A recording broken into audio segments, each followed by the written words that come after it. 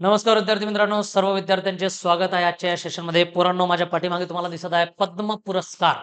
पोरांनो, भारतीय व्यवस्थेमधलं जर आपण बघितलं तर काही शौर्य पुरस्कार असतात, काही नागरी पुरस्कार असतात, काही साहित्याचे पुरस्कार असतात, काही चित्रपटाचे पुरस्कार असतात, काही वेगवेगळ्या प्रकारचे पुरस्कार आपल्याला दिसून येतात. याच पुरस्कारांमधला सर्वात महत्त्वाचा पुरस्कार म्हणजे नागरी पुरस्कार. बघा, नागरी पुरस्कार कशाला म्हणतात? तर नागरी पुरस्कार असतात, यामध्ये जर आपल्याला एकंदरीत बोलायचं झालं तर सर्वोच्च नागरी पुरस्कार कोणता बघा? सर्वोच्च नागरी पुरस्कार आहे भारतरत्न. कोणता आहे? भारतरत्न हा सर्वोच्च नागरी पुरस्कार मानला जातो. याच्या खाली जर आपण गेलो तर आपल्याला दिसते पद्म पुरस्कार.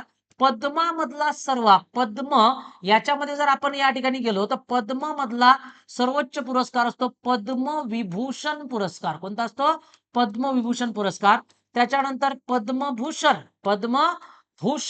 आणि त्याच्यानंतर असतो पोरांनो पद्मश्री. काय असतो रे? पद्मश्री. अशा प्रकारे वेगवेगळे हे पुरस्कार आपल्याला दिसून येतात. याच पुरस्कारांना पद्म पुरस्कार म्हणतात. नुकताच 26 जानेवारीचा आपला प्रोग्राम पार पडला.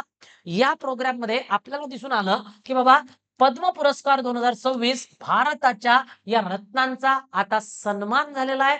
ते रत्न कोणते आहेत ते आपल्याला पाहायचे आहेत. असामान्य कर्तृत्व आणि देश सेवेसाठी सर्वोच्च गौरव असणारी पदक आपल्याला या ठिकाणी दिसतात. बघा, तुम्हाला माझ्या पाठीमागे या ठिकाणी हे 3 पदकं दिसत आहेत. अशा प्रकारे भारतरत्न जर सोडला तर पद्मविभूषण आणि पद्मश्री अशा 3 पदकांचा आपल्याला पोरांनो समावेश करून दिसतो. मग आता याच्या माध्यमातून समजून घेऊ. दरवर्षी याला प्रश्न ठेवलेला आहे. 100% आहे. 100% या टॉपिकवर प्रश्न राहतो म्हणजे राहतो. मागील वर्षीला प्रश्न विचारला होता की बाबा किती पद्म पुरस्कार एकूण जाहीर केले. मग आता इथं बघा, साधारणतः कोर्ट भरती आहे, तलाठी भरती आहे, इतर सरळ सेवाची भरती आहे. सर्वच भरतींसाठी हा टॉपिक अत्यंत उपयुक्त आहे. एकूण पुरस्कार जर आपल्याला बोलायचं झालं तर एकूण पुरस्कार या ठिकाणी 131 पुरस्कार देण्यात आलेले आहेत. हा झाला पहिला प्रश्न की एकूण पद्म पुरस्कार किती जाहीर करण्यात आलेले आहेत? 131 पद्म पुरस्कार जाहीर करण्यात आलेले आहेत. हा पहिला पुरस्कार या ठिकाणी. बरं, यामध्ये आता कॅटेगराईज करूया. सर्वात जास्त आपण जर या ठिकाणी बघितलं, पद्म विभूषण किती दिले पोरांनो? पद्मविभूषण यामधले देण्यात आलेले आहेत 5. किती दिलेले आहेत? 5 पद्मविभूषण या ठिकाणी देण्यात आलेले आहेत.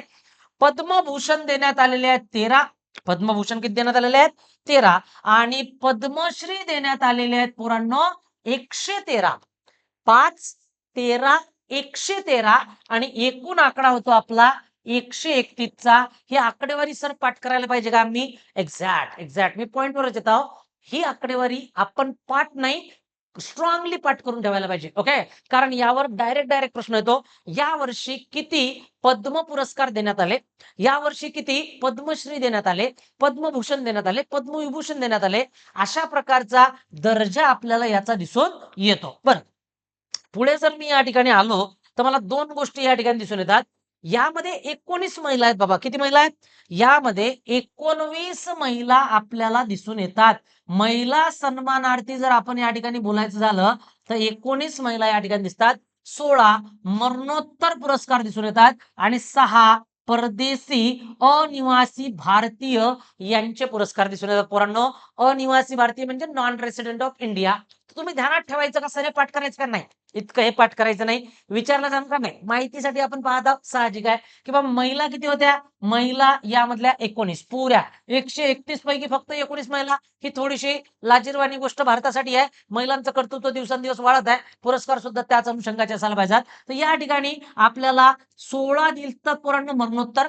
उदाहरणार्थ धर्मेंद्रजी यांचा मृत्यू झालेला आहे. आपले जे ऍक्टर होते त्यांना सुद्धा मरणोत्तर हा पुरस्कार देण्यात आला. आणि काही परदेशी अनिवासी भारतीय या ठिकाणी आहेत. अशा 6 लोकांना हा देण्यात आला. एकूण पुरस्काराचा आकडा तुम्हाला दिसून येतो. माझ्या पाठीमागे तुम्हाला पीपीटी दिसत आहे.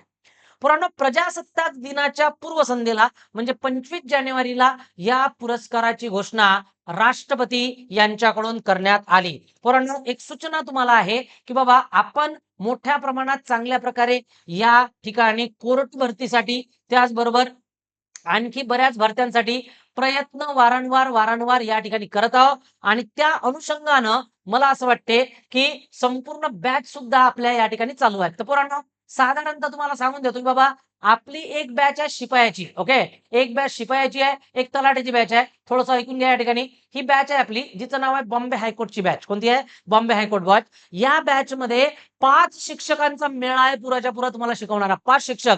पवन सर आहे, मी आहे, गायत्री मॅडम आहेत, रुचिता मॅडम आहेत, अनिल सर आहेत. या सर्वांनी मिळून आमच्या तुमच्यासाठी कोड बॅच आणलेली आहे. ही कोड बॅच 1045 रुपयामध्ये आहे. तुम्ही टेक्स्टबुकचं ऍप डाउनलोड करू शकता आणि या ठिकाणी माझा कुपन कोड वापरू शकता, अंकुश सर. तर तुम्हाला 20 ते 25% या ठिकाणी ऑफ भेटते. अशा प्रकारे हा कुपन कोड वापरू शकता. किंवा 8975677873 या नंबरवर मला हाय टाकून लिंक मागू शकता डायरेक्टली या बॅचची. परंतु पोरांनो, तुम्हाला हे कशाची बॅच आहे? बॉम्बे हायकोर्ट क्लर्क आणि शिपाई दोघांसाठी 1045 ची बॅच आहे. पण तुम्हाला तलाठी करायची आहे, तलाठी सोबत सोबत हायकोर्टही करायची आहे पोरांनो. सर मला तलाठी करायची आहे, मला हायकोर्टही करायची आहे, मला शिपाई करायची आहे, तुम्ही मला एक बॅच सांगा. तर मी काय करणार, अशा वेळेला तुम्हाला एकाच बॅचचा सल्ला देणार, ते म्हणजे ही आरंभ बॅच. या बॅचचं नाव आहे आरंभ बॅच. आणि आरंभ बॅच मध्ये 1399 रुपयामध्ये ही बॅच तुम्हाला भेटते. ANKUSH हा माझा कुपन कोड आहे. अंकुश सर हा माझा कुपन कोड आहे. टेक्स्टबुकचं ऍप डाउनलोड करून तिथून तुम्ही हा डायरेक्टली कोर्स परचेस करू शकता. किंवा मी जो मागच्या वेळेला माझा नंबर दिलेला आहे 8975677873 या नंबरवर मला कॉल करू शकता. म्हणजे तुम्हाला मी बॅचची लिंक डायरेक्टली देऊ शकतो. परंतु पोरांनो, तुम्हाला फक्त कशाची तयारी करायची आहे? तुम्हाला ही तयारी करायचीच नाही मुळात. तुम्हाला करायची आहे फक्त शिपायाची तयारी. तर पोरांनो, ह्या बॅचेस मग तुमच्यासाठी नाही आहेत. ज्यांना फक्त शिपायाची तयारी करायची आहे त्यांच्यासाठी एक खास बॅच आहे. ती बॅच आहे ही. बघा, या ठिकाणी हा आमचा सर्व ग्रुप आहे आणि आम्ही तुम्हाला शिकवणार आहे. तर या बॅच मध्ये ही बॅच फक्त 499 रुपयामध्ये आहे शिपायासाठी. ही बॅच तुम्ही माझा कुपन कोड वापरल्यानंतर 429 रुपयाला तुम्हाला भेटून जाईल. सूट भेटणार याच्यावर. आणि जर काही अडचण तुम्हाला येत असेल तर मला कॉल करा, मी डायरेक्ट लिंक तुम्हाला देतो. नंबर तुम्हाला माहित झालेलाच आहे. ओके, तर पोरांनो, आपण जाऊया आपल्या टॉपिक वर परत. या टॉपिक मध्ये आपल्याला 2 गोष्टी दिसतात. पद्म पुरस्कार. काय दिसतात रे? पद्म पुरस्कार. तर पद्म पुरस्काराच्या बाबतीत जर आपल्याला बोलायचं झालं, एकंदरीत जर पद्म पुरस्कार बोलायचे झाले तर एकूण 131 लोकांना हा पद्म पुरस्कार यावर्षी मिळालेला आहे. मग आता याचा संबंध महाराष्ट्रातील किती लोकांना मिळाला तेही आपण पाहूया, इथं कोणाकोणाला भेटला तेही आपण पाहूया. बघा, पद्म विभूषणच्या बाबतीत जर आपल्याला बोलायचं आहे, पद्म विभूषण तर हा सर्वोच्च पुरस्कार आहे. म्हणजे मला असं म्हणायचं आहे की बाबा, भारतरत्न नंतर जर सर्वोच्च पुरस्कार कोणता, तर पद्म विभूषण आहे. सर्वोच्च सन्मान व्ही के, लक्षात घ्या, व्ही.एस. अच्युतानंद यांना मरणोत्तर देण्यात आला. ते कुठल्या कार्याशी संबंधित आहेत? सार्वजनिक कार्य. केरळ राज्याचे होते. माजी मुख्यमंत्री आणि डाव्या चळवळीचे दिग्गज नेते होते. अच्युतानंदन हे एक नाव तुम्हाला ध्यानात ठेवायचं आहे. ध्यानात ठेवायचं आहे का? हो, तुम्हाला या ठिकाणी ध्यानात ठेवायचं आहे. ओके पोरांनो, दुसरं बघा, न्यायमूर्ती. न्यायमूर्ती के टी थॉमस. न्यायमूर्ती के टी थॉमस हे सुद्धा सार्वजनिक केरळचे आहेत. यांना सुद्धा पद्मविभूषण देण्यात आला. 1, 2. ओके, त्याच्यानंतर पोरांनो, एन राजन. एन राजन हे कला क्षेत्राचे आहेत. ओके, यांना व्हायोलिन वादक म्हणतात. आणि यांच्यावर प्रश्न 100% येणार आहे. प्रश्न कसा येणार? नुकताच एन राजन यांना पद्मविभूषण देण्यात आला. ते खालीलपैकी कोणते वाद्य वाजवतात? तर तुम्ही करायचं व्हायोलिन. ओके, आणि पी नारायणम. ओके, हे साहित्य आणि शिक्षणाच्या संबंधित आहेत. हे सुद्धा केरळचे आहेत. तर यावर्षी भाऊ बाजी मारली केरळनं. लक्षात घ्या, बाजी अशी मारली केरळनं की 3-3 पद्मविभूषण एकाच राज्याच्या व्यक्तींना भेटलेले आहे. अच्युतानंदजी, थॉमसजी आणि या ठिकाणी साधारणतः पी नारायणजी. इतक्या मोठ्या प्रमाणात आपल्याला दिसतो. मग आता या ठिकाणी धर्मेंद्र सिंग देओल यांना सुद्धा अशा प्रकारे पुरस्कार देण्यात आलेला आहे. यावर्षी धर्मेंद्रजींचं काय झालं होतं?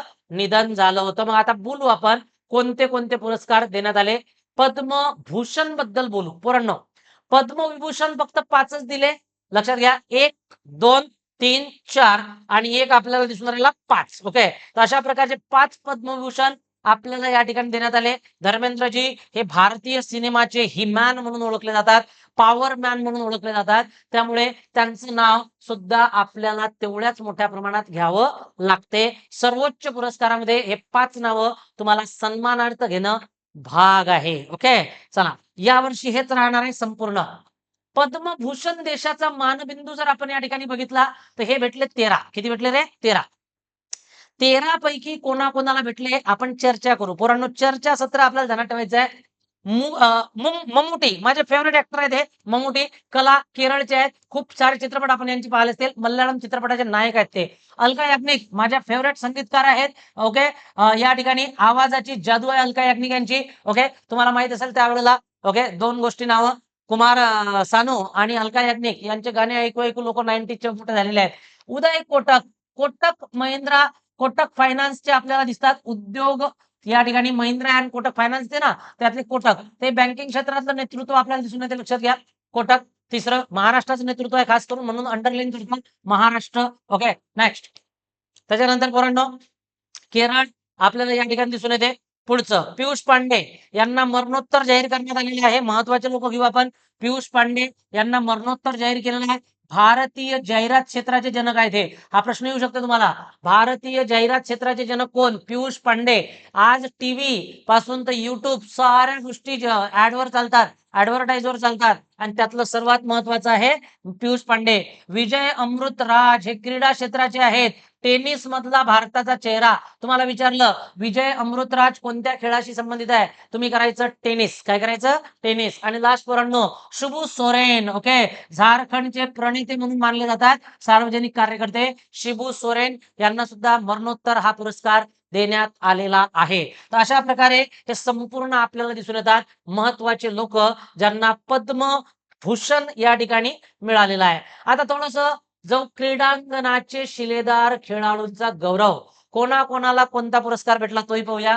पोरांनो रोहित शर्मा पद्मश्रीच्या बद्दल आपण जर गेलो तर 113 लोकांना पद्मश्री भेटलेला आहे. रोहित शर्मा यांना पद्मश्री भेटला. क्रिकेट क्रिकेट विश्वचषक विजेते कर्णधार हिमॅन.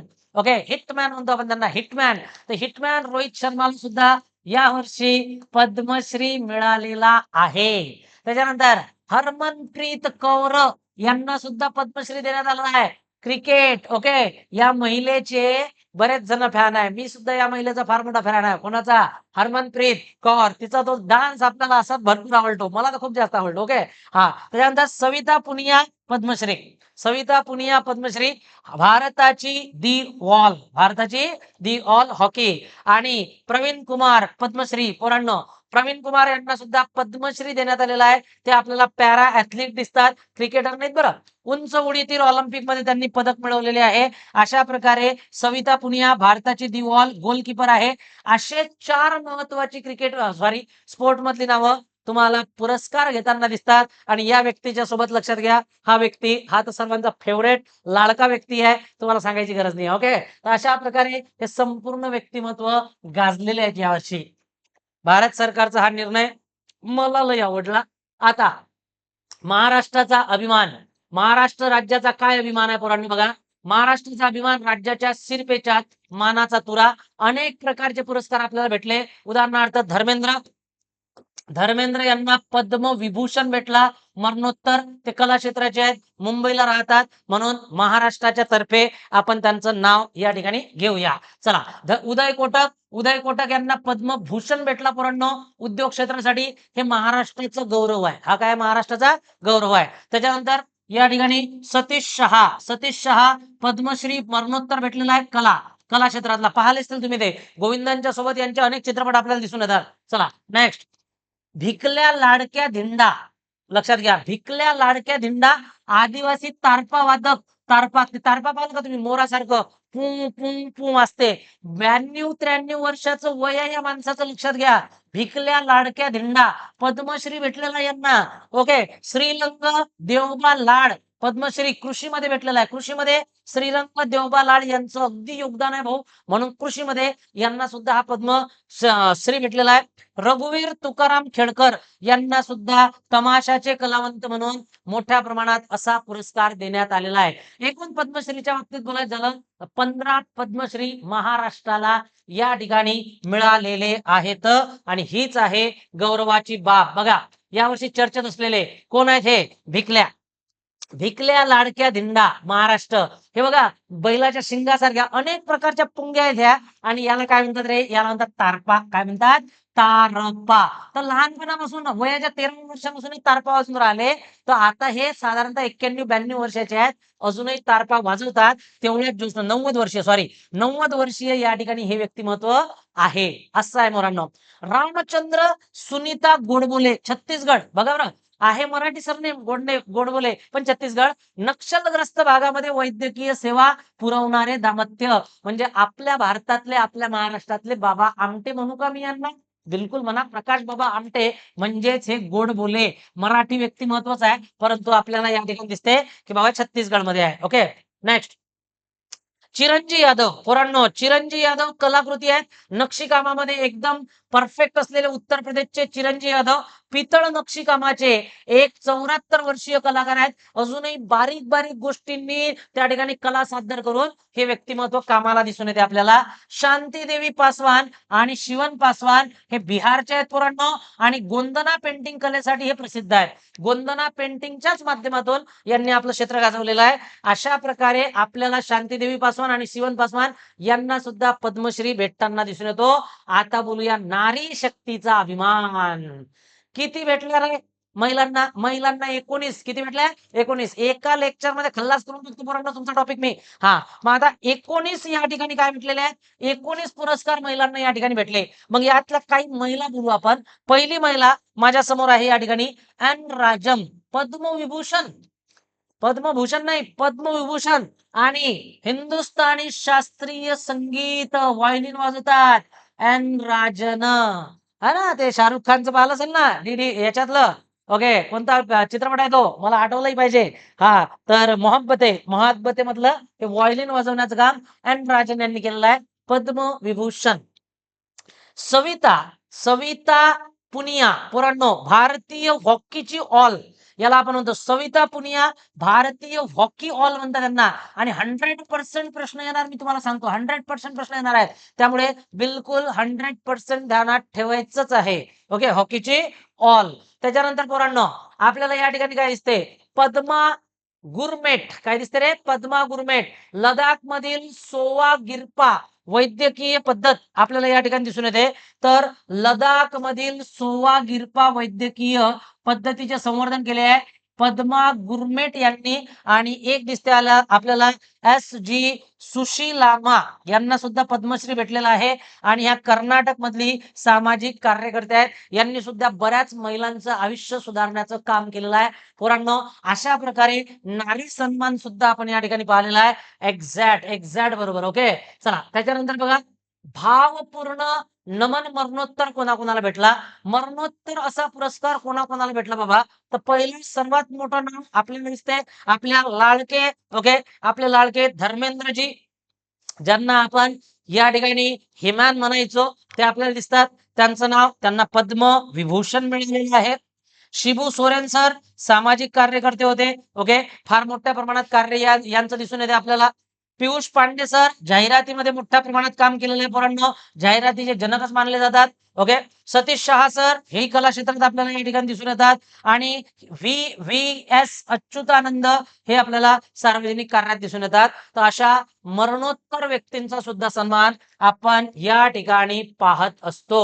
आणि विकसित भारताची प्रेरणा काय आहे बघा, हे पुरस्कार केवळ व्यक्तीचा गौरव नाही. एखाद्या पुरस्कार एखाद्या व्यक्तीला भेटतो याचा अर्थ तो त्या व्यक्तीचा संबंधित गौरव नसतो, खास करून त्याच्या कार्याचा गौरव असतो. पोरांनो, त्याच्या कार्याचा, त्यागाचा आणि समर्पणाचा तो सन्मान असतो. अशा रत्नांना माझा सलाम आहे, माझा सॅल्यूट आहे. अशाच प्रकारचे भारतीयामध्ये प्रत्येक व्यक्तीनं आपल्यासाठी काम करावं आणि प्रत्येक व्यक्तीने या सन्मानाचा हकदार बनावं, अशी माझी या ठिकाणी टेक्स्टबुकच्या वतीने इच्छा आहे. ओके, उज्ज्वल भविष्याचे शिल्पकार आपल्याला या ठिकाणी दिसून येतात. तर हे होते माझे सारेच्या सारे नागरी पुरस्काराचे बांधव. पोरांनो, हे सारे टॉपिक्स तुम्ही व्यवस्थित करा, म्हणजे एक्झाम मध्ये तुम्हाला भारी जाणार नाही. आणि तुम्ही सुद्धा तुमच्या भविष्याचे, तुमच्या कुटुंबाचे एक या ठिकाणी सन्मानार्थ व्यक्तिमत्व बना आणि संपूर्ण परिस्थिती बदलून टाका. तुमच्या जिद्दीतून. आणि अशा जिद्दीला या ठिकाणी थोडंसं महत्व देण्यासाठी आम्ही सुद्धा तुमच्या सोबत आहोत. अशा प्रकारची बॅच घेऊन, याची माहिती मी तुम्हाला सांगितली आहे. शिपाई बॅच आहे, ही सुद्धा तुम्ही माझ्यासोबत जॉईन करू शकता. आणि ज्या ज्या विद्यार्थ्यांना बॅच घ्यायची आहे त्यांनी 8975677873 यावर मला टाका हाय, तुमचं नाव, मी तुम्हाला टाकेल लिंक, आणि बॅच घ्या, जुळा टेक्स्टबुक सोबत आणि घडवा आपलं भविष्य. थांबतो. जय हिंद, जय महाराष्ट्र, वंदे मातरम.